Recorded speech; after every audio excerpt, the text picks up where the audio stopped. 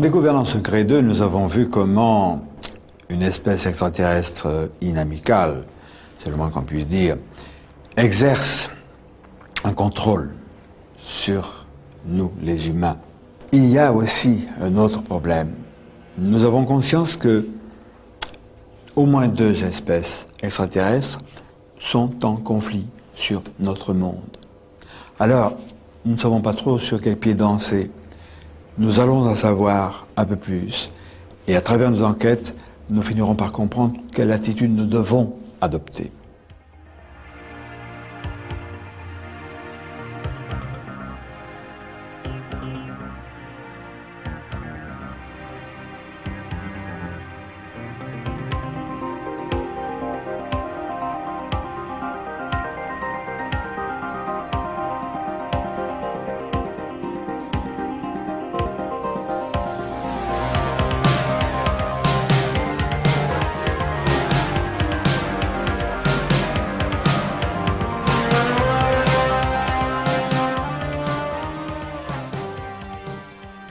Les contacts peuvent être uniquement visuels.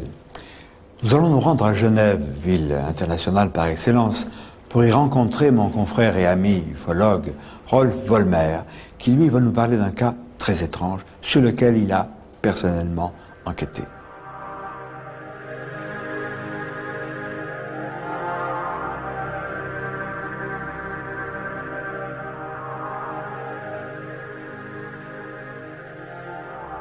Rolf Vollmer, tu es à la tête d'un groupe qui s'appelle FEMIS. Alors nous avons ce groupe ici à Genève depuis plus d'une vingtaine d'années. Nous étudions tous les phénomènes mystérieux qui peuvent exister. Nous ne nous cantonnons pas seulement aux ovnis. Tu as fait une observation qu'on peut qualifier d'époustouflante. Ça s'est passé quand? Alors, c'était le 6 septembre 1987. À 10h30 du soir, une femme m'appelle par le téléphone et me dit « Écoutez monsieur, j'ai vu une chose extraordinaire, vous n'allez pas me croire. J'ai vu un être humain qui volait en dessus de ma maison. » Je dis « Bien, d'accord madame, je reste toujours prudent étant donné que nous sommes des scientifiques et que nous ne plongeons pas avec grand enthousiasme dans une affaire avant de bien étudier le cas. » Alors je pose quelques questions à cette femme et elle m'explique qu'elle a vu une sorte de triangle qui passait dans le ciel, une ombre. Puis, au bout de quelques minutes, une ombre qui passe beaucoup plus bas, en dessus de la terrasse où elle mangeait au sommet d'un immeuble. Elle lève les yeux pour voir quelle était cette ombre qui attirait sa vue.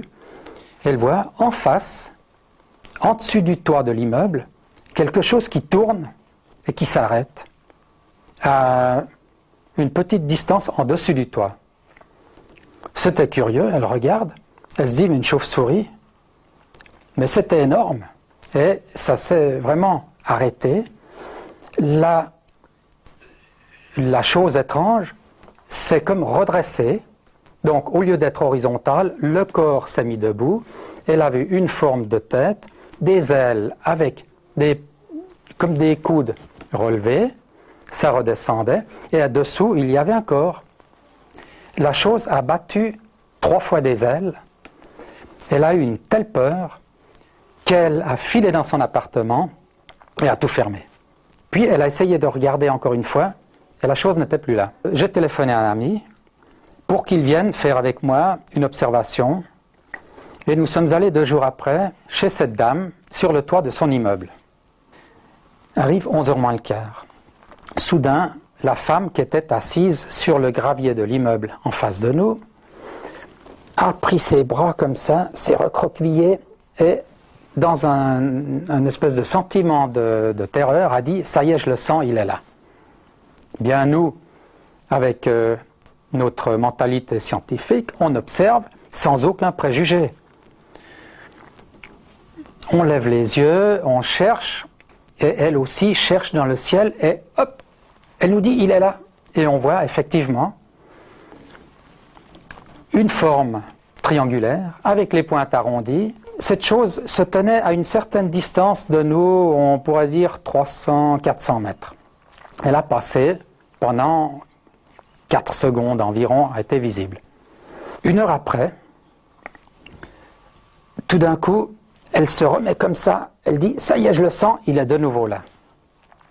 Alors, on regarde le ciel, elle regarde le ciel, mais elle regarde dans l'autre sens.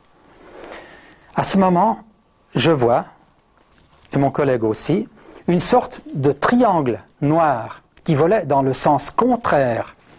Mais c'était un triangle en forme de V. Sur ce V, il y avait 7 taches blanches qui avaient l'air d'être des hublots. Nous avons commencé à faire une étude.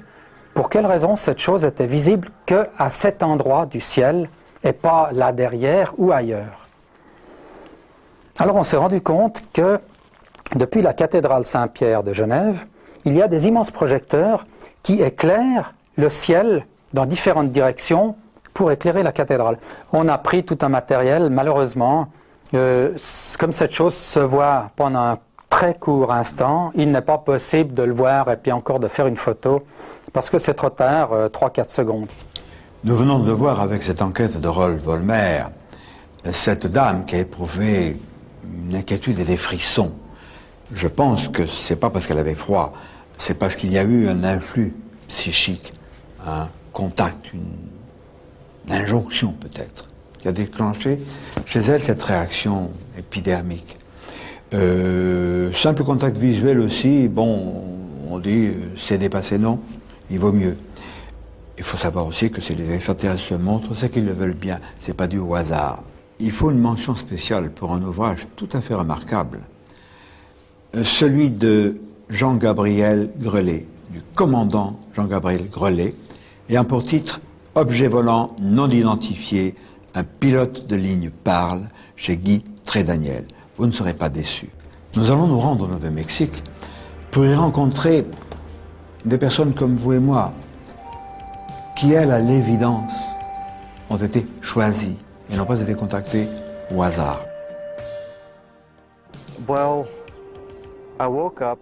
Je me suis réveillé. J'étais couché sur mon côté droit et je ne pouvais pas bouger. J'ai pu bouger un tout petit peu ma tête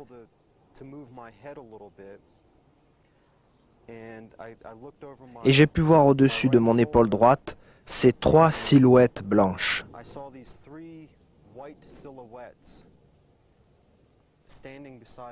Elles étaient debout à côté de mon lit avec leurs bras tendus.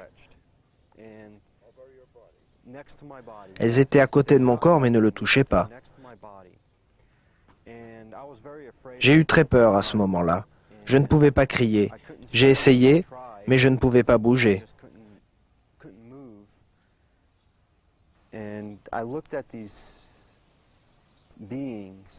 J'ai regardé ces êtres quelques secondes, mais je n'ai pas pu les voir clairement car je n'avais pas mes lunettes sur moi. Ces 3 silhouettes n'étaient pas si hautes que ça, puisque je ne regardais pas vers le haut pour les voir, mais juste sur le côté alors que j'étais couché. Il m'est apparu qu'elles avaient de grands bras, mais je n'ai pas vu de doigts ou de choses comme ça. Ça m'est arrivé entre le printemps et l'été de 1987. Au même moment, mes points d'intérêt ont commencé à changer. Je suis devenu plus intéressé par la nature, apprendre comment survivre. J'ai voulu apprendre les arts martiaux.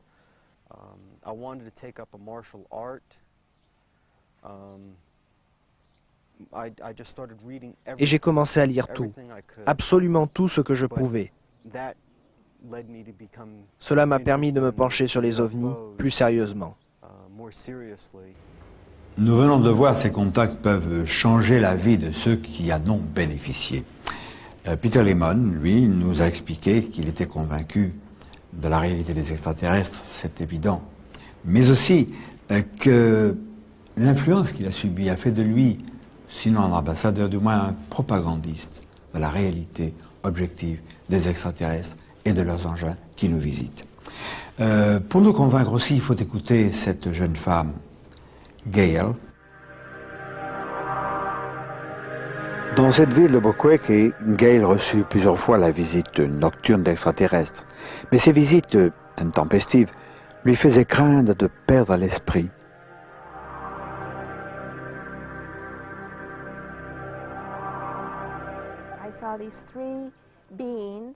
J'ai vu ces 3 êtres ou extraterrestres devant mon lit. Je n'avais aucune idée de ce qu'ils étaient et ils me regardaient. Ils avaient de très grands yeux en forme d'amande, des yeux très noirs.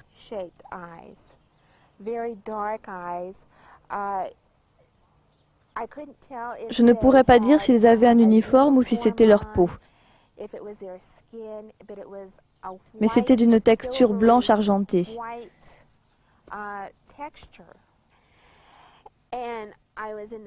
Cette fois-ci, j'étais à nouveau dans mon salon. J'ai dit OK. Je ne vais même pas leur laisser une chance de communiquer avec moi. Je leur ai dit, vous êtes en train de me rendre folle. Vous m'avez envoyé chez un psychologue. Je ne peux plus dormir et je ne veux pas de vous ici. Je suis en train de devenir folle. Alors vous n'avez qu'à me donner une preuve que vous êtes vraiment ici.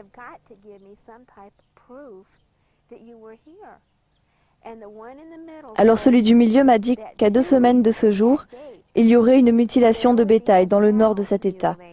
Et ce serait alors ma preuve. Dans 2 semaines, à partir de ce jour. J'ai dit OK, et ils ont comme parlé entre eux. Et la chose suivante dont je me rappelle, c'est que je suis retournée dans le lit, j'ai commencé à rêver, et le lendemain, je me suis réveillée, j'ai pensé, oh mon Dieu, je ne pouvais pas croire qu'ils soient revenus.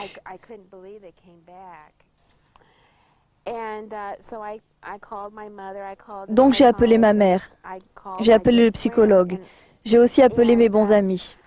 Je ne crois pas qu'ils aient vraiment cru que quelque chose allait arriver dans 2 semaines.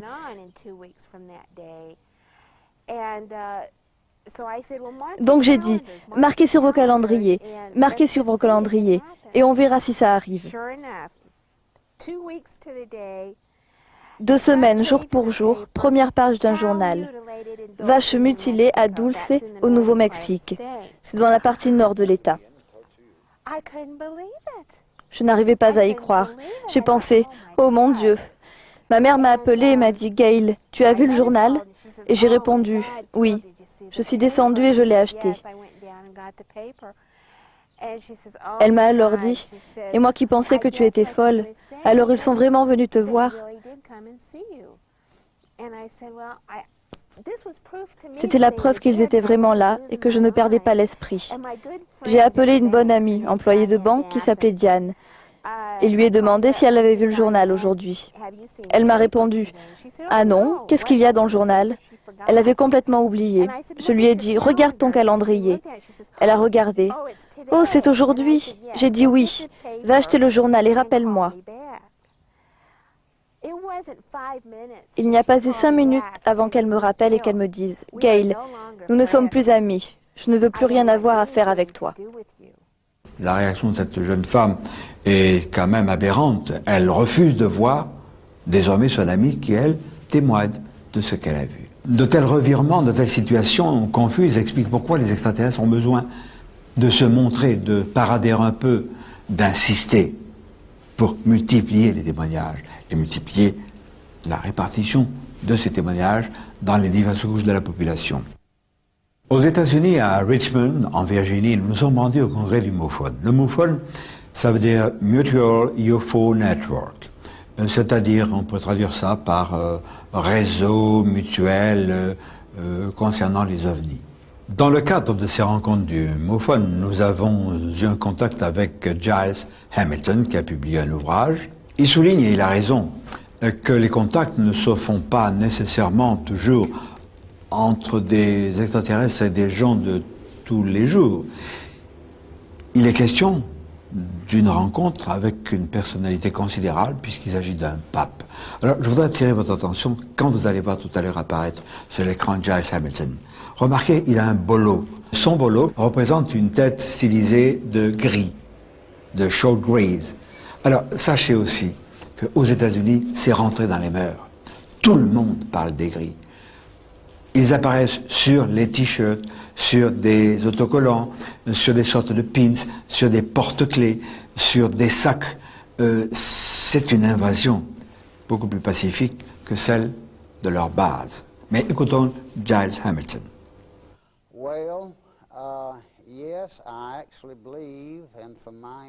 Je crois, d'après les informations que j'ai, qu'ils viennent pour nous aider et nous sauver.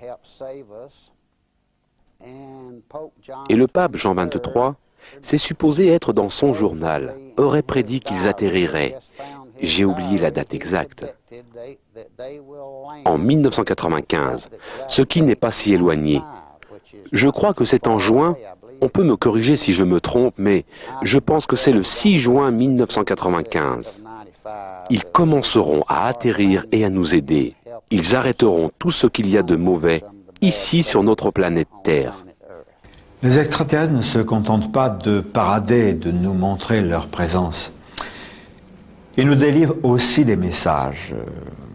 La plupart, il faut le dire, des messages inquiétants sur l'avenir de notre monde, on le sait. Des messages relatant des images de destruction, mais aussi de renouveau. Il y a quand même une notion d'espoir. Et Peter et Gail, eux aussi, n'ont pas échappé à cette expérience de messages venus d'ailleurs. J'ai commencé à avoir le sentiment que quelque chose allait arriver. Quelque chose de mauvais allait arriver, mais ce qui en ressortirait serait quelque chose de vraiment très beau. Je ne suis pas très sûr de ce que leur plan est. J'aimerais le savoir.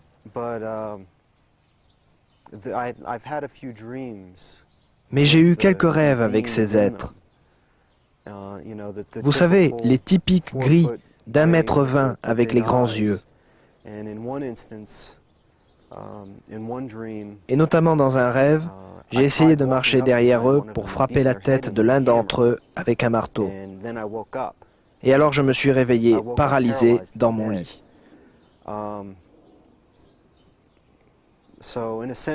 Donc, dans un certain sens, je suis hostile envers eux.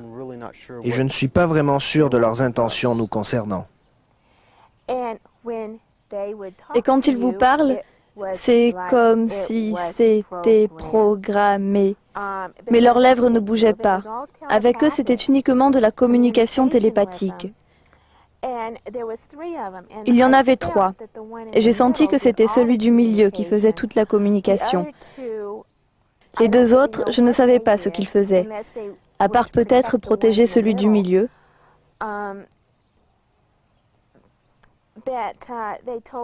Ils m'ont dit des tas de choses. Ils m'ont dit que la Lune, notre Lune, a été placée là pour l'aventure humaine et pour acquérir un meilleur savoir dans le domaine des voyages dans l'espace. De plus, ils ont une base là-haut, depuis des années et des années. Ils m'ont dit que je me devais de penser à eux comme à des ancêtres, d'une certaine façon. Ils m'ont dit qu'ils nous avaient mis ici sur la Terre pour progresser et prospérer. Il y a quelqu'un qui m'a fait faire une régression hypnotique ici, à Albuquerque. C'était il y a 6 ans. Au cours de cette régression, il a été évident que j'avais été emmenée dans un vaisseau. Cela car je me suis rappelé avoir regardé vers le bas, en direction de notre planète. J'ai pu voir des sortes d'explosions dessus. Et puis il y a eu comme si un rideau la recouvrait. Mais le rideau s'en va, et c'est splendide à nouveau. C'est une planète magnifique, sans pollution. Nous avons peut-être une certaine réticence à admettre ces extraterrestres un peu paternalistes qui ont guidé nos premiers pas.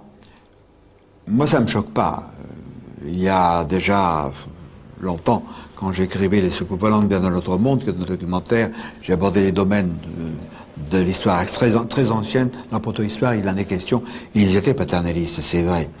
Il y a eu des problèmes également graves d'hostilité entre des espèces qui se trouvaient sur la Terre. Je crois que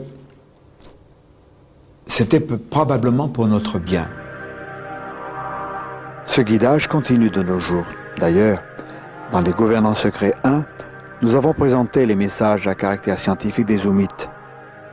Mais dans certains cas, Les extraterrestres utilisent la télépathie pour nous transmettre leur savoir.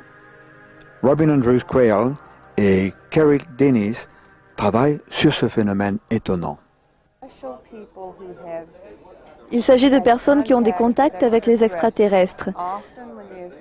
Le plus souvent, cela commence lorsqu'ils sont de jeunes enfants. Ils ont un contact et très souvent, après ce contact, leur QI se développe et parfois il double.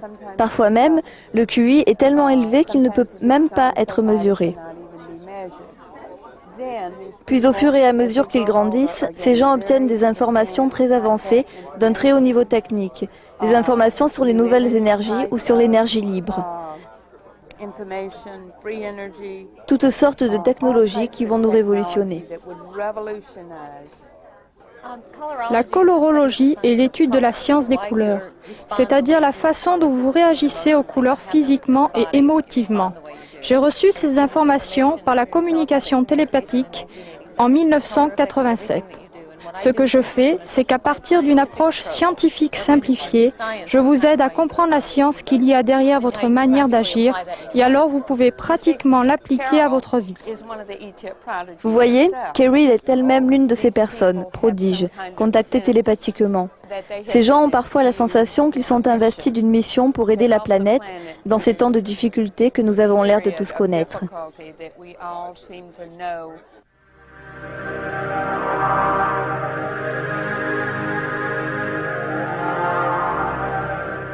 À Genève, nous avons rencontré Rauni Leena Luukkanen-Kilde, qui fut ministre de la Santé en Laponie. Elle aussi, après avoir été contactée, s'est sentie chargée d'une mission. Tout a commencé en 1985 lors d'une conférence sur la parapsychologie. Ce qui est intéressant, c'est que j'ai rencontré un docteur qui prétendait voyager en ovni. J'ai dit « Je ne peux pas vous croire ». Alors je l'ai défié. Si c'est vrai, emmenez-moi avec vous. Après tout, je suis l'une de vos collègues. Il m'a demandé où je vivais et je lui ai répondu que je vivais en Laponie, dans le cercle arctique, en Finlande, et qu'il y avait un endroit parfait pour atterrir à côté de ma maison, que les Laponais n'ont jamais rien vu. Et donc, ils ne seront pas surpris. Il m'a répondu qu'il devait demander la permission. 2 mois passent et j'étais en train de lire un livre avec une amie dont le titre était « Premier contact ».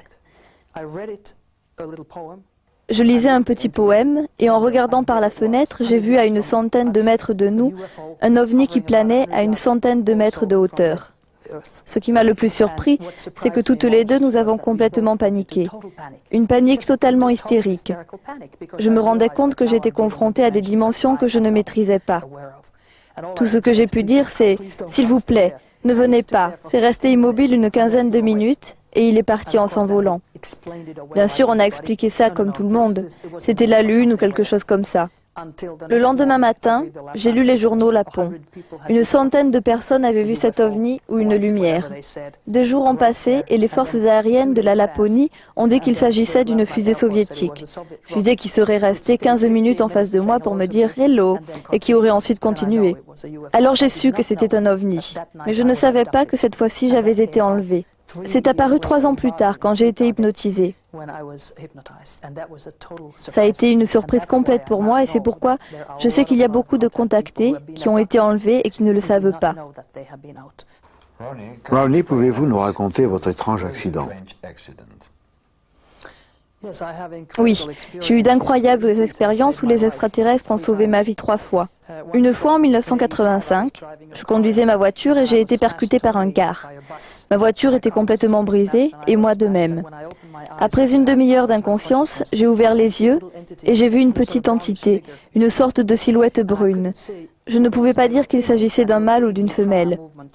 Elle me faisait des mouvements de guérison au-dessus de mon foie. Et après, j'ai découvert que mon foie saignait, que j'avais été touchée durement. Personne d'autre ne l'a vu. J'ai cru au départ que c'était quelqu'un, mais on m'a dit non. Il n'y a personne d'autre quand j'ai demandé qu'on l'emmène dans l'ambulance. Une autre fois, je conduisais seule une voiture en Laponie, quand un élan a sauté depuis la forêt en direction de ma voiture.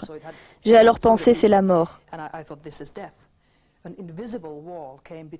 Un mur invisible est venu entre l'élan et moi et a rejeté avec force l'élan en arrière dans les airs de 4 ou 5 mètres, ce qui est à nouveau impossible d'après les lois physiques.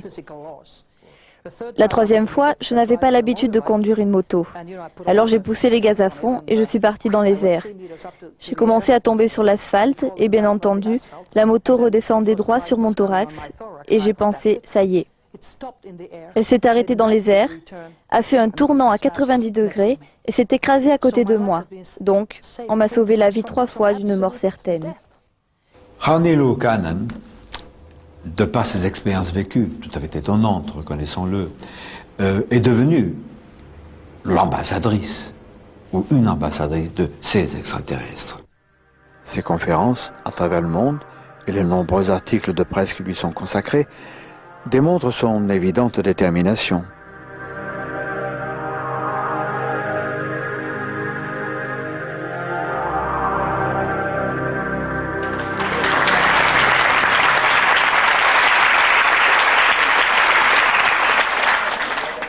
Nous l'avons vu œuvrer, nous l'avons vu parler avec beaucoup de conviction, de facilité, d'éloquence et de sérieux dans cette immense salle à Genève où elle avait été invitée par Renata Berner, qui est la cheville ouvrière d'une association œuvrant dans le domaine philosophique spiritualiste. Et elle nous a délivré également le message de ces êtres avec lesquels elle a été souvent en contact. Messager des étoiles m'a été dicté par un groupe d'extraterrestres et je l'ai écrit en 37 heures. Et cela explique nos relations depuis cette planète, avec les autres galaxies, pourquoi ils font des manipulations génétiques, qu'est-ce que c'est qu'un être humain. Cela explique aussi le fait que nous soyons des personnalités multidimensionnelles. Nous vivons simultanément dans différentes dimensions. Bien sûr, cela va au-delà de la compréhension d'une personne normale. Les gens ne savent pas qu'on n'utilise que 10% des capacités de notre cerveau. Et on ne sait pas non plus que plus de 80% de notre cerveau est fait d'eau. Et les gens ne savent pas non plus qu'on ne connaît que 1% de l'univers. Et avec ces toutes petites capacités, on essaie de comprendre l'univers tout entier. Mais on le comprend un petit peu et on s'ouvre à d'autres réalités et c'est le bon moment. Je suppose que vous avez une mission. Je pense que tout individu sur cette planète a une mission. Mais ma mission est de dire que nous ne sommes pas seuls dans l'univers et que la mort n'existe pas. En ce qui concerne les manipulations génétiques, est-ce qu'elles sont accomplies avec la permission des êtres humains? Absolument. Je suis un docteur en médecine et j'ai été le sujet de ces manipulations génétiques comme toute autre personne qui a été enlevée. C'est pour notre bien. C'est comme amener un enfant chez le docteur. L'enfant ne sait pas qu'il est malade, mais les parents savent qu'il doit être opéré pour l'aider. Si vous ne vous concentrez que sur les examens médicaux, alors vous vous concentrez sur quelque chose qui n'est que de la peur et du négatif. Vous devez aussi vous rappeler tout ce qui se passe dans un scénario d'enlèvement. Vous avez toujours donné votre permission, mais vous l'avez donnée soit dans un rêve, soit dans une sortie de votre corps, soit même avant votre naissance. Vous vous rendez compte que l'on fait partie d'un plan gigantesque pour faire évoluer la race humaine. En ce moment, ils sont en train de changer notre chaîne ADN, tout comme ils l'ont fait pour l'homme de Néandertal et l'homme de Cro-Magnon. Vous savez, ceux-ci ont tout simplement disparu. Ça a été une étape décisive. Et ils ont disparu en tant que race, et notre race est arrivée. Nous faisons la même chose. Nous sommes en train de disparaître car nous sommes assez agressifs pour tuer notre propre race. Donc, ils veulent une espèce qui serait moins agressive, qui pourrait, je dirais, exprimer plus d'amour. Et je pense que c'est une très bonne chose. J'ai entendu parler de toutes ces histoires concernant les bases souterraines américaines. Je ne suis pas très au courant de celles-ci, mais j'ai fait de l'hypnose sur des gens. Et j'ai des amis qui ont eu des rencontres rapprochées, même parfois moins de 10 mètres. Ils ont vu l'OVNI et leurs occupants. Et sous hypnose, il apparaît qu'ils ont été emmenés dans des bases souterraines. Mais ils ont vécu cela de façon positive, et pas négativement, comme le dit la propagande américaine. Il y a sur notre planète des braves gens et des canailles. dans l'espace, il y a aussi des êtres bons et des êtres moins bons. Êtes-vous certaine que vos multiples rencontres se firent avec des personnes ayant de bonnes intentions? J'en suis absolument sûre, car votre propre énergie attire ce que vous envoyez. Si je suis négative, je vais recevoir du négatif. Si je suis positive, je recevrai du positif. Et toutes mes expériences personnelles sont positives. Et je pense que les gens font beaucoup d'erreurs quand ils vivent négativement une rencontre rapprochée. Car en fait, il s'agit de leur propre peur. On les voit comme des monstres car ils ont l'air différents, et nous n'aimons pas tout ce qui est différent. Nous ne pouvons pas comprendre qu'un extraterrestre qui a l'air aussi différent qu'un animal est en fait un être qui est beaucoup plus intelligent que nous le sommes. Que c'est un être qui est beaucoup plus moral que nous le sommes. C'est un être qui a plus d'amour que nous n'en avons. On ne fait attention qu'à l'extérieur et c'est cela qu'il faut changer. Il faut que l'on se concentre sur l'énergie, sur l'âme. Et quand on fera ça, on ne verra plus le corps, la manifestation. Nous avons à apprendre. Nous sommes une espèce très primitive dans l'univers, malheureusement. Mais on apprend, on est comme les enfants. On est au jardin d'enfants. Rani Luukkanen est sincère, c'est sûr. De même que nous sommes sûrs qu'il existe des extraterrestres positifs, ceux qu'elle a rencontrés. Cependant, il existe aussi des extraterrestres négatifs, les gris par exemple. Dans Rani nous dit que si nous avons avec eux des épreuves, c'est pour notre bien, pour qu'on évolue. Je n'y crois pas du tout. Je crois à tout ce qu'a dit Rani. Elle l'a vécu. C'est son expérience, c'est une expérience. Mais les gris, c'est autre chose. Et je crois qu'il faut être prudent. Il existe des bons, il existe des mauvais. Comme sur la Terre, il y a de braves gens, et puis il y a des canailles. Alors, soyons prudents. Et nous allons écouter Vladimir Terziski, que nous avons rencontré aux États-Unis, au Congrès du Mophone, à Richmond, en Virginie, qui lui va nous parler, entre autres, des Illuminati. Nous, en Europe, nous disons les Illuminés de Bavière, une société secrète, au moins discrète, fondée au XVIIIe siècle, donc en Europe. Les historiens des sociétés initiatiques ou secrètes, du moins certains d'entre eux, semblent vouloir minimiser l'importance de ces Illuminati, qui ne sont pas très clairs. Je pourrais même dire, semble-t-il, que derrière eux, il y a quelque chose d'extrêmement sombre, pour ne pas dire noir. Alors écoutons Vladimir Terziski. J'ai une formation d'ingénieur et de physicien. J'ai une licence de physique et une maîtrise d'électronique de l'université de Tokai à Tokyo. J'ai été fasciné par les engins volants et l'antigravitation. Et de là, je me suis intéressé aux ovnis. Il y a des rumeurs persistantes selon lesquelles le sous-marin Nautilus, décrit par Jules Verne, serait un projet secret des Illuminati.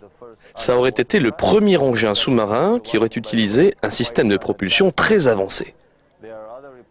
Il y a des rapports selon lesquels les aéronefs fantômes des États-Unis au XVIe, XVIIe et XVIIIe seraient les premières expériences de navigation aérienne des Illuminati. C'étaient des dirigeables combinant l'antigravité ou l'énergie nucléaire ou l'énergie libre. Vous croyez qu'ils ont obtenu une formation technique de la part des extraterrestres? Mon impression est la suivante.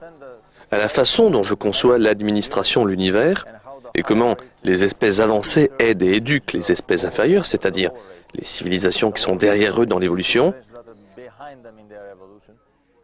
est que cela se fait le plus souvent en créant des sociétés secrètes.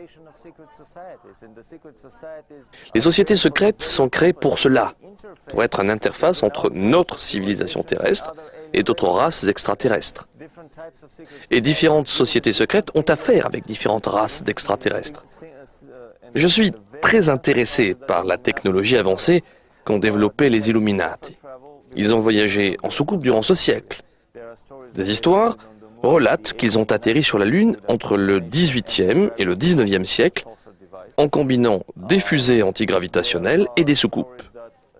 Les Illuminati américains auraient eu des soucoupes très avancées avant la Deuxième Guerre mondiale. Ce qu'on voit dans Star Trek n'est pas la science-fiction. C'est un projet secret des Illuminati. La fondation Rockefeller a construit des soucoupes propulsées par énergie nucléaire pendant plus de 50 ans. La fondation Rockefeller, voilà qui nous rappelle la sinistre trilatérale dont nous avons parlé dans les gouvernements secrets numéro 2.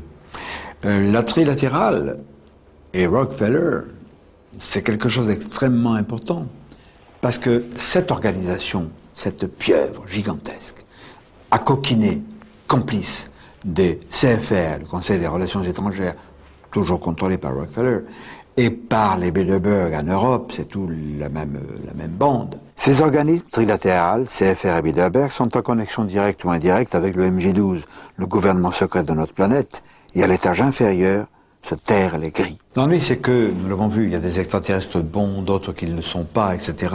Il y a des traîtres à l'espèce humaine qui pactisent avec eux, qui manipulent qui et pourquoi. Ça me rappelle un peu la dernière guerre à laquelle j'ai hélas participé, où il y avait les nazis et les salopards de Français qui collaboraient avec eux. C'était les collaboraux, ceux que j'appelle aujourd'hui des traîtres à l'espèce humaine, car ils ne collaborent pas avec un ennemi terrestre, ils collaborent avec d'autres.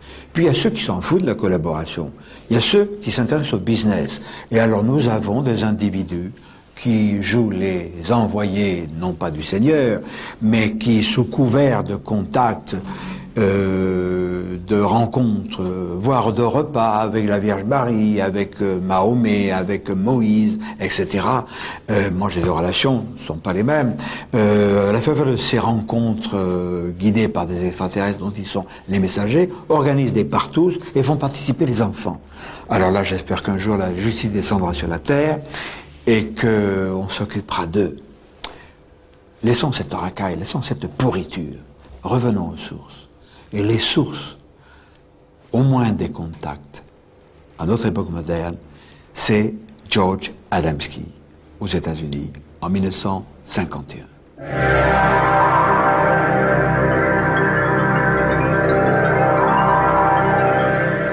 En 1953, je travaillais à Radio Monte-Carlo et je reçois un jour la visite de Desmond Leslie, qui était un ufologue anglais, un homme charmant, qui venait de publier avec George Adamski « Les soucoupes volantes ont atterri ».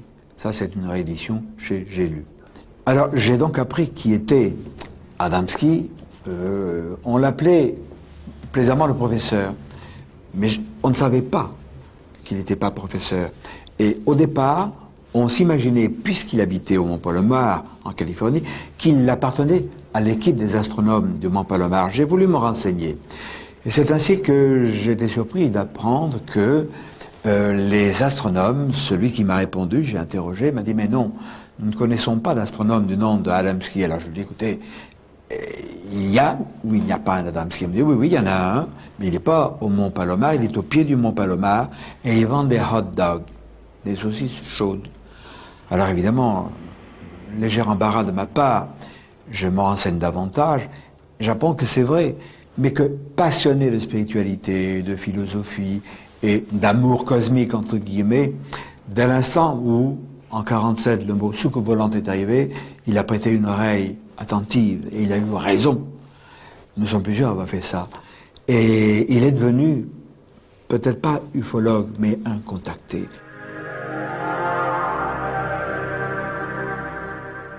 Imaginons cet homme qui, de par son amour cosmique, voyait des frères de l'espace un peu partout, qui voit un engin atterrir, qu'il envoie sortir un individu, jeune d'apparence, grand, bien bâti, avec de longs cheveux blonds, un spacesuit, un vêtement collant et des guêtres rouges, puisque ça ressemblait un peu à un vêtement, à un pantalon de golf. Il est bouleversé. Cet être lui dit, par télépathie, nous sommes vénusiens. Pourquoi voulez-vous qu'il ait pu en douter? Et c'est là que le mensonge commence. Non pas de la part d'Adamski, mais de la part de ses visiteurs qui l'ont trompé. Nous savons bien qu'il n'y a pas d'être pensant sur Vénus, surtout à notre image. 450 degrés à l'ombre, on pourrait faire cuire plus que des pâtes, voyez-vous. Donc, éliminons cette notion de vénusien. Ces êtres de bonne constitution pacifiques à l'évidence, ont trompé Adamski. Peut-être que c'était...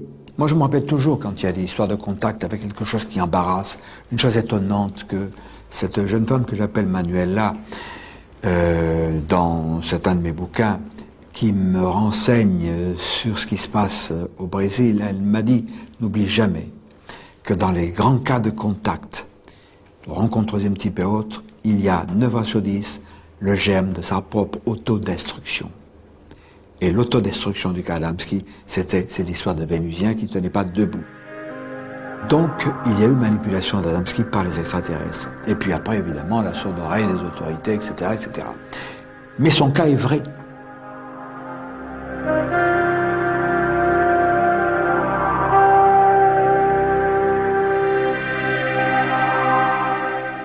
Nous sommes à Washington, la capitale fédérale des États-Unis, au cimetière de Arlington. Ce cimetière est réservé aux vétérans, aux héros des 2 dernières guerres. Il y a même un mémorial au nom des astronautes qui ont péri dans la catastrophe de la navette Challenger. C'est donc des personnalités qui ont été honorées pour service rendu en quelque sorte à la patrie. Il est vrai que George Adamski, ce modeste petit commerçant du pied du mont Palomar, après son contact, a été reçu par des têtes couronnées en Europe. La reine des Pays-Bas l'a reçu. Il n'a pas été reçu par le pape, mais disons dans l'antichambre, par une porte dérobée. Et quand il est revenu, il avait un paquet sous le bras, ça a intrigué les personnes qui l'ont vu. Il a eu une existence tout à fait particulière. Est-ce suffisant pour être enterré à Arlington parce qu'il a fait la Première Guerre mondiale? La plupart des ufologues ont été surpris qu'il soit enterré comme un héros militaire. La tombe d'Adamski, bien modeste, comme toutes les autres d'ailleurs, la plupart, est dans l'alignement nord de la tombe de John Fitzgerald Kennedy. Kennedy, dont on sait bien qu'il a été assassiné, c'est évident, mais très probablement aussi pour une raison, une connexion avec les extraterrestres. On pense qu'il a été assassiné, Kennedy, parce qu'il en savait trop et qu'il voulait s'adresser au Congrès et révéler la présence des gris sous nos pieds. Il n'a pas pu le faire. George Adamski lui a tenté de briser le mur du silence. Il est parvenu d'ailleurs, et c'est pour ça que nous lui sommes redevables de beaucoup de reconnaissance. Rani Lukanen Kilde, elle aussi, nous parle de ce complot, de cette conspiration du silence, qui continue aujourd'hui. Pour moi, il est presque criminel de n'avoir pas dit aux gens ce qui s'était passé lorsque les premiers astronautes sont allés sur la Lune. Ils ont été suivis par des ovnis et des humanoïdes. Et on sait qu'il y a des photographies qui montrent de la vie même dans notre système solaire.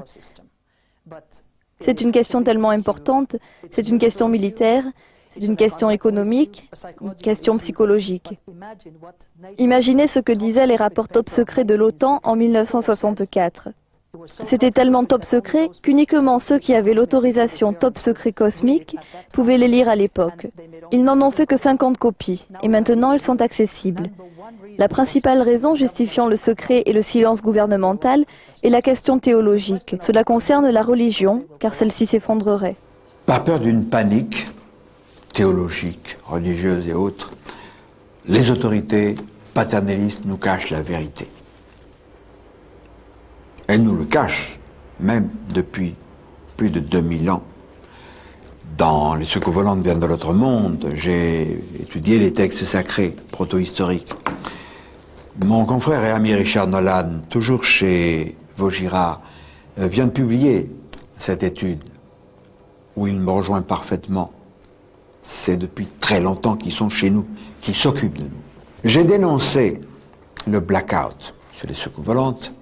J'ai récidivé en 1980, en avril, en publiant Contact ovni Cergy-Pontoise. Ce contact avec des jeunes gens, etc. Tout le monde sait ça, qui a été vilipendé, que des canailles de la science ont traîné dans la boue, qu'un certain individu, à la solde du GEPAN, et aujourd'hui du CEPRA, a lui aussi traîné dans la boue en disant canular, etc., annonçant des inculpations imminentes en 1980. Nous sommes en 93-94. Et aujourd'hui, Jean-Claude Bourré, que je dénonçais, car c'est lui que je dénonçais, nous fait un cadeau fabuleux. Merci Bourré. Voilà son cadeau. OVNI, la science avance. Paru chez Lafon. Alors vous voyez son nom en grand, et au-dessous, petit, discret, effacé, Jean-Jacques Velasco, le patron du CEPRA.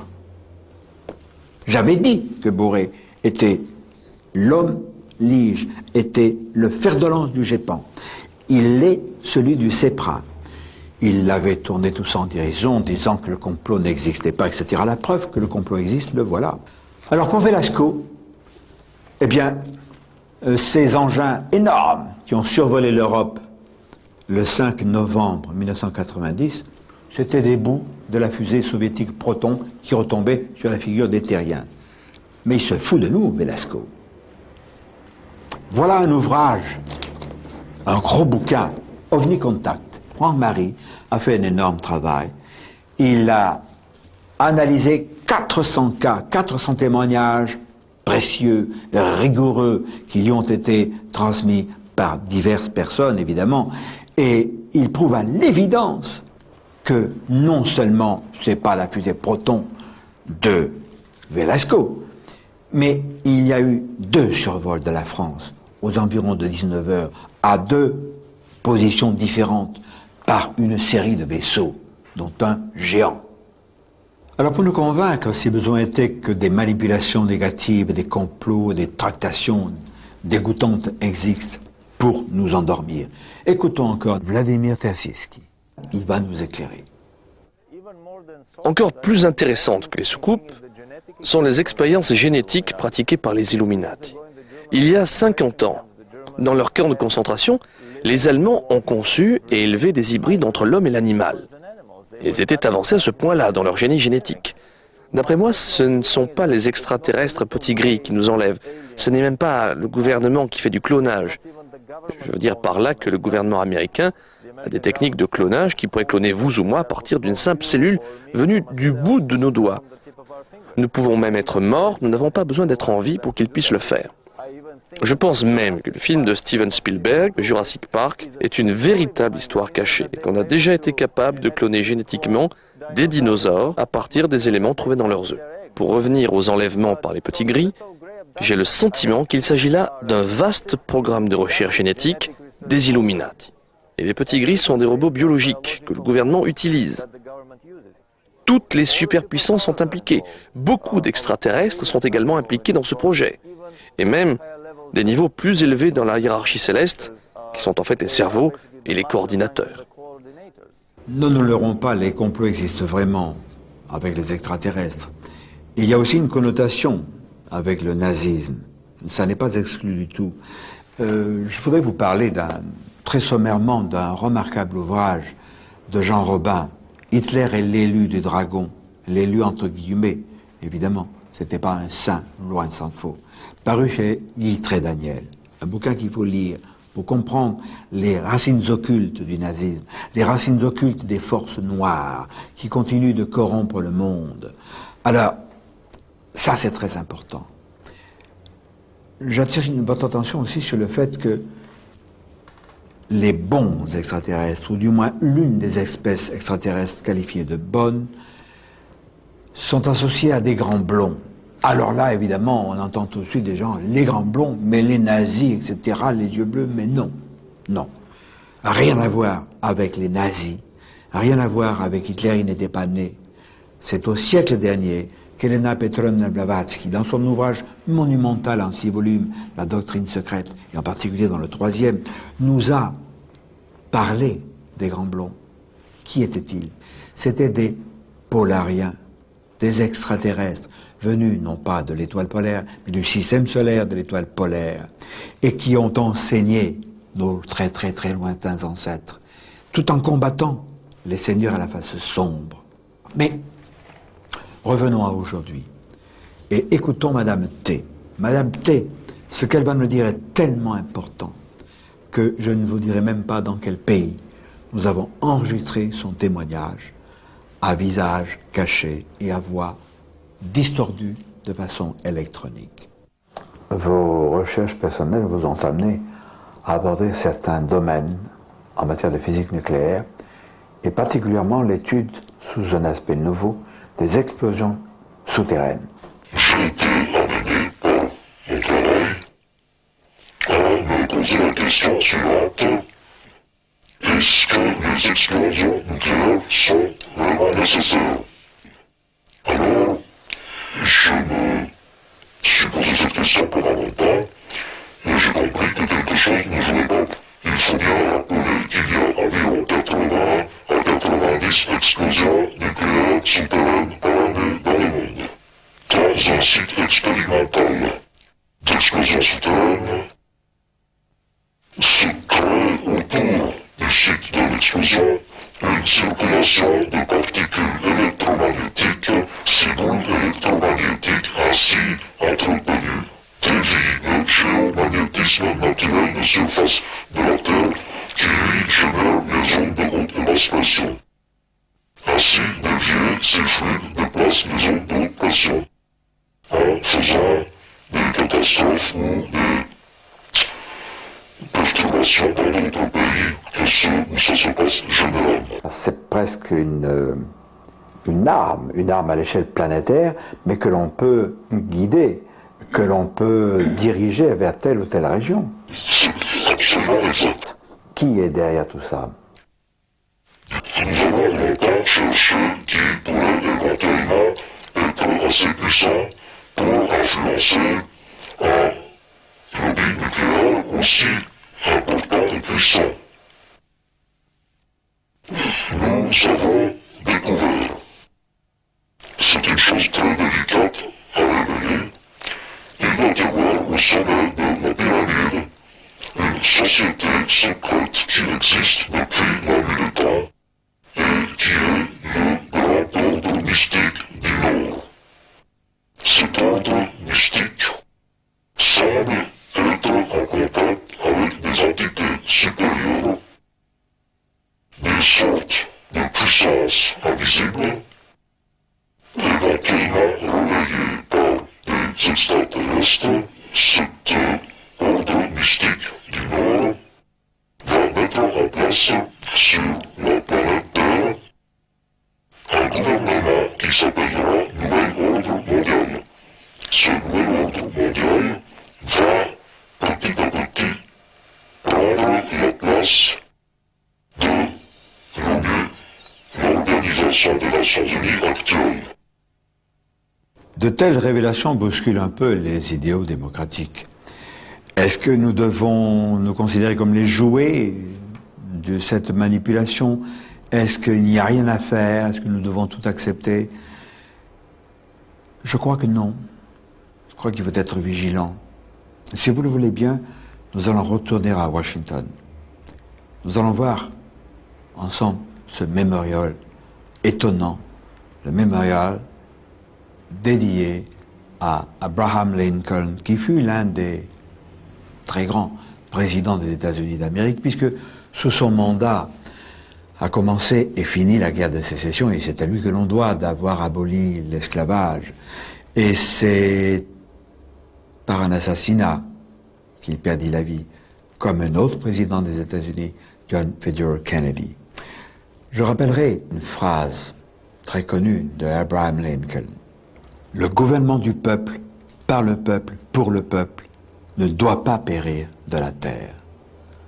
Alors est-ce que c'est, on va dire que je rêve, est-ce que c'est un signe que nous devons entendre comme ayant été jeté sur notre ligne de temps par un illustre personnage qui n'était pas lui-même au courant de toutes ces choses mystérieuses, de ces complots, de ces contacts avec des êtres, mais il est bien question d'un gouvernement du peuple, par le peuple, pour le peuple, qui ne doit pas périr. C'est la lutte du pot de terre contre le pot de fer. Mais moi, j'ai une arme. Et nous sommes un certain nombre à avoir une arme redoutable. C'est ça, voyez-vous, la faculté d'écrire. Et quand je divulgue une information importante, elle est déjà sous clé, en bonne position dans 2 endroits en France, je l'ai dit dans le premier vidéocassette, et dans 5 pays étrangers. Je peux révéler l'un de ceux qui détenaient ces informations. C'était mon ami André Georget à Clermont-Ferrand, un homme remarquable qui est mort depuis peu de temps.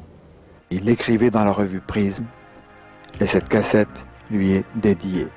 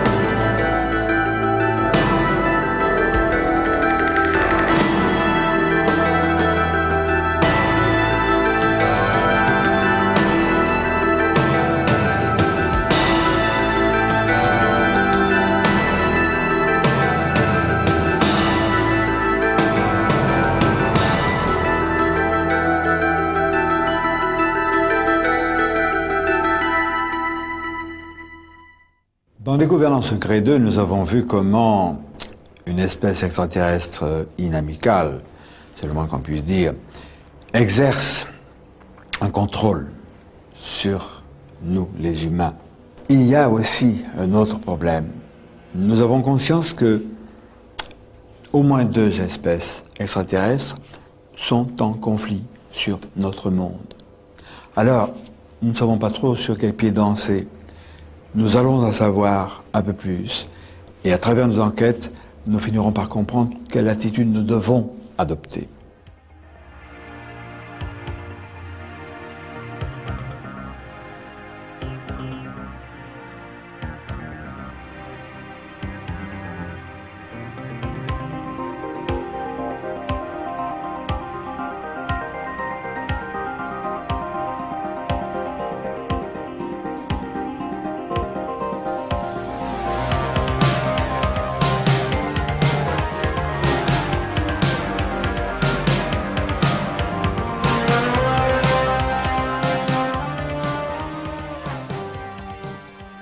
Les contacts peuvent être uniquement visuels. Nous allons nous rendre à Genève, ville internationale par excellence, pour y rencontrer mon confrère et ami ufologue Rolf Vollmer, qui lui va nous parler d'un cas très étrange sur lequel il a personnellement enquêté.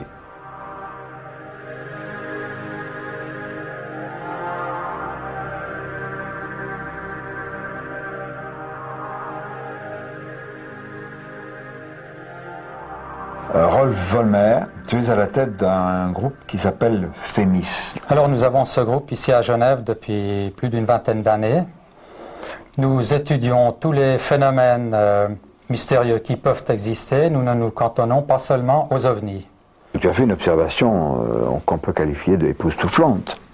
Ça s'est passé quand? Alors, c'était le 6 septembre 1987.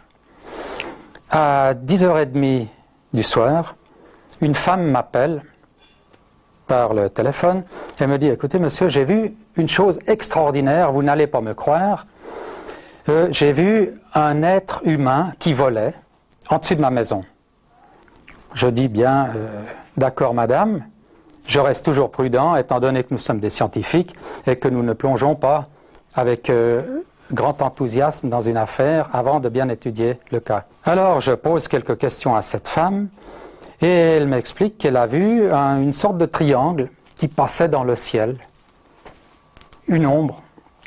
Puis, au bout de quelques minutes, une ombre qui passe beaucoup plus bas, en dessus de la terrasse où elle mangeait au sommet d'un immeuble. Elle lève les yeux pour voir quelle était cette ombre qui attirait sa vue.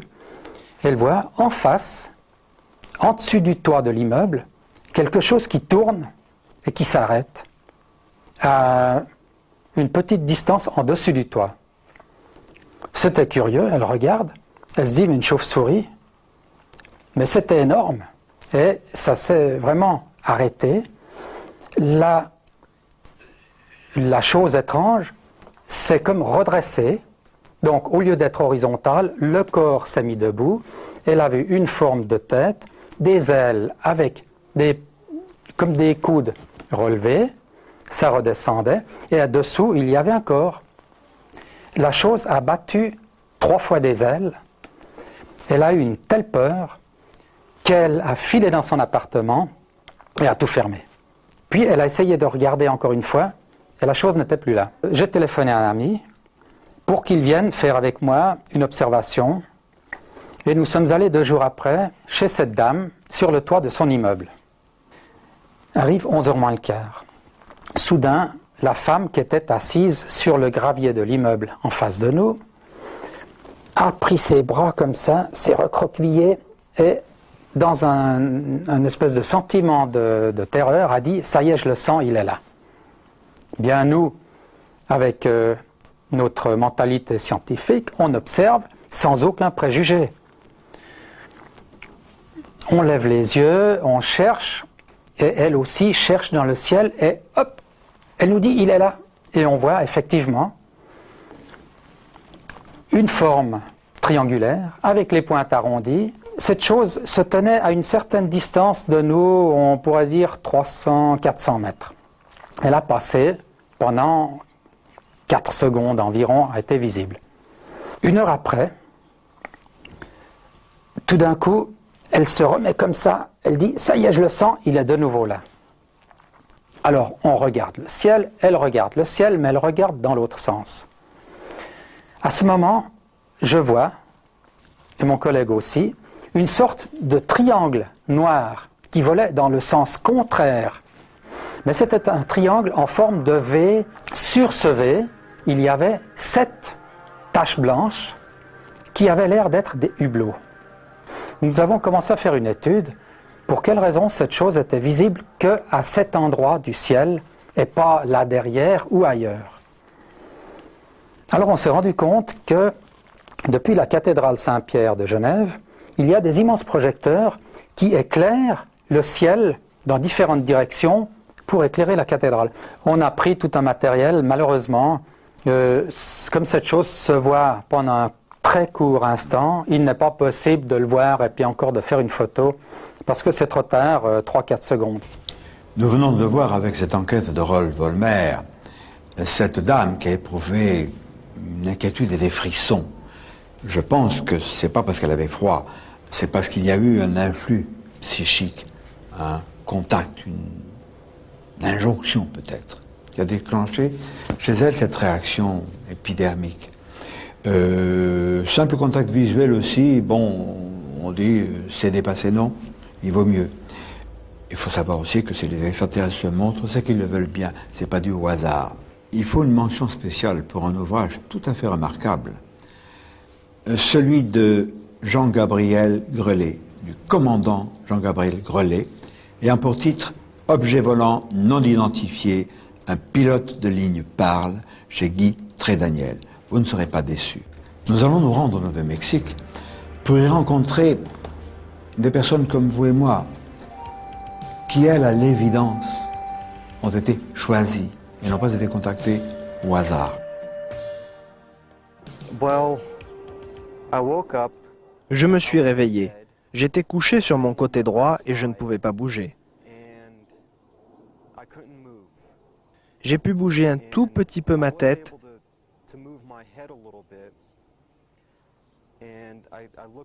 et j'ai pu voir au-dessus de mon épaule droite ces 3 silhouettes blanches.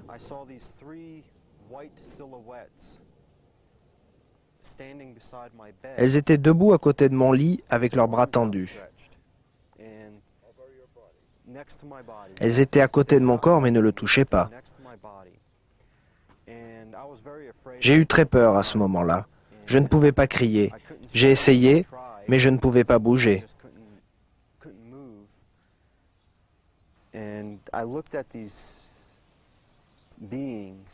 J'ai regardé ces êtres quelques secondes, mais je n'ai pas pu les voir clairement car je n'avais pas mes lunettes sur moi.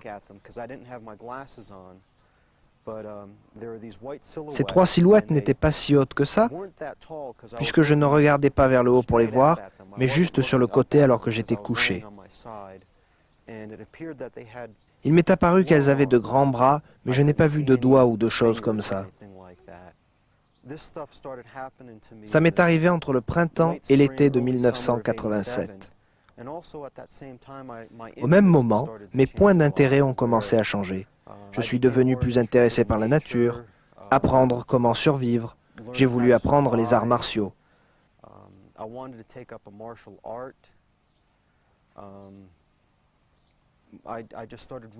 Et j'ai commencé à lire tout, absolument tout ce que je pouvais. Cela m'a permis de me pencher sur les ovnis plus sérieusement. Nous venons de voir ces contacts peuvent changer la vie de ceux qui en ont bénéficié. Peter Lemon, lui, nous a expliqué qu'il était convaincu de la réalité des extraterrestres, c'est évident, mais aussi que l'influence qu'il a subie a fait de lui, sinon un ambassadeur, du moins un propagandiste de la réalité objective des extraterrestres et de leurs engins qui nous visitent. Pour nous convaincre aussi, il faut écouter cette jeune femme, Gail. Dans cette ville de Albuquerque, Gail reçut plusieurs fois la visite nocturne d'extraterrestres. Mais ces visites intempestives lui faisaient craindre de perdre l'esprit.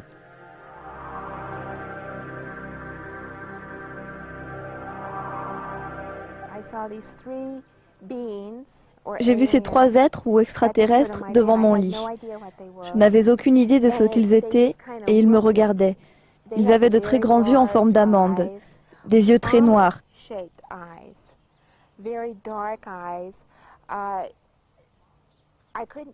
Je ne pourrais pas dire s'ils avaient un uniforme ou si c'était leur peau. Mais c'était d'une texture blanche argentée.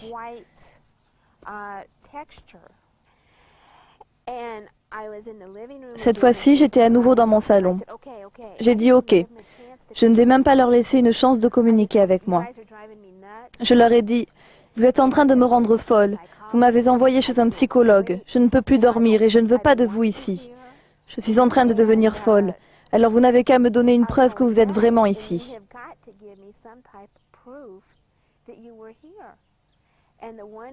Alors celui du milieu m'a dit qu'à 2 semaines de ce jour, il y aurait une mutilation de bétail dans le nord de cet État.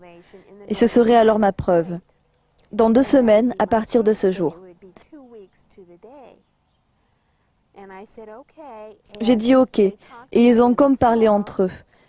Et la chose suivante dont je me rappelle, c'est que je suis retournée dans le lit, j'ai commencé à rêver, et le lendemain, je me suis réveillée, j'ai pensé, oh mon Dieu, je ne pouvais pas croire qu'ils soient revenus.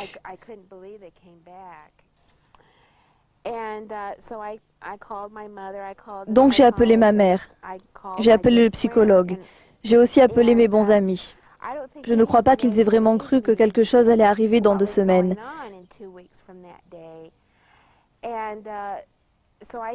Donc j'ai dit, marquez sur vos calendriers, marquez sur vos calendriers, et on verra si ça arrive. 2 semaines, jour pour jour, première page d'un journal. Vache mutilée à Dulce, au Nouveau-Mexique. C'est dans la partie nord de l'État. Je n'arrivais pas à y croire. J'ai pensé, oh mon Dieu. Ma mère m'a appelée et m'a dit, Gail, tu as vu le journal? Et j'ai répondu, oui. Je suis descendue et je l'ai acheté. Elle m'a alors dit, et moi qui pensais que tu étais folle, alors ils sont vraiment venus te voir. C'était la preuve qu'ils étaient vraiment là et que je ne perdais pas l'esprit. J'ai appelé une bonne amie, employée de banque, qui s'appelait Diane, et lui ai demandé si elle avait vu le journal aujourd'hui. Elle m'a répondu, « Ah non, qu'est-ce qu'il y a dans le journal ?» Elle avait complètement oublié. Je lui ai dit, « Regarde ton calendrier. » Elle a regardé. « Oh, c'est aujourd'hui !» J'ai dit oui. « Va acheter le journal et rappelle-moi. » Il n'y a pas eu 5 minutes avant qu'elle me rappelle et qu'elle me dise, « Gail, nous ne sommes plus amis. Je ne veux plus rien avoir à faire avec toi. » La réaction de cette jeune femme est quand même aberrante. Elle refuse de voir désormais son amie qui, elle, témoigne de ce qu'elle a vu. De tels revirements, de telles situations confuses expliquent pourquoi les extraterrestres ont besoin de se montrer, de parader un peu, d'insister pour multiplier les témoignages et multiplier la répartition de ces témoignages dans les diverses couches de la population. Aux États-Unis, à Richmond, en Virginie, nous nous sommes rendus au congrès du MUFON. Le MUFON, ça veut dire Mutual UFO Network. C'est-à-dire, on peut traduire ça par réseau mutuel concernant les ovnis. Dans le cadre de ces rencontres du MUFON, nous avons eu un contact avec Giles Hamilton, qui a publié un ouvrage. Il souligne, et il a raison, que les contacts ne se font pas nécessairement toujours entre des extraterrestres et des gens de tous les jours. Il est question d'une rencontre avec une personnalité considérable puisqu'il s'agit d'un pape. Alors je voudrais attirer votre attention quand vous allez voir tout à l'heure apparaître sur l'écran Giles Hamilton. Remarquez, il a un bolo. Son bolo représente une tête stylisée de gris, de short grays. Alors sachez aussi qu'aux États-Unis, c'est rentré dans les mœurs. Tout le monde parle des gris. Ils apparaissent sur les t-shirts, sur des autocollants, sur des sortes de pins, sur des porte-clés, sur des sacs. C'est une invasion beaucoup plus pacifique que celle de leur base. Mais écoutons Giles Hamilton.